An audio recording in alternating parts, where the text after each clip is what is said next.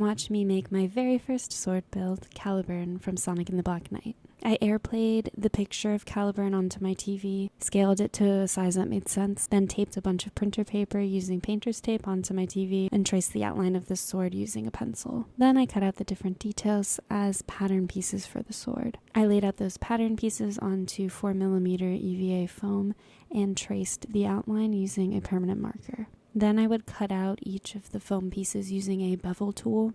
This tool holds the blade at either a 90-degree or 45-degree angle for me. I used the 45-degree angle side just to make sure all the edges of the sword laid how I wanted them to. I repeated that for all of my pattern pieces. For the round pieces, I cut them out using an xacto knife or an olfa knife. I wanted the blade of the sword to be detachable, so I am making a hole in the circular part so that a wooden dowel can shove into the hilt side of the sword. From there, it was time to glue, so I used contact cement and a piece of scrap foam to spread the contact cement onto my foam pieces. And I just repeated that process for every single foam piece. For the support piece, I contact cemented the wooden dowel in place and then contact cemented strips of foam on top of the dowel. Then I took the other side of the blade and glued it down onto the side that had the dowel and support structure on it.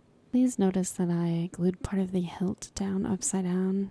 I did have to cut all of that off and then re-glue it on later using contact cement, so that was unfortunate, but mistakes happen. This is my first time doing this. Then for the hilt, I used hot glue and the entire shaft piece is just filled with tons and tons of hot glue. I filled gaps and cracks using foam clay.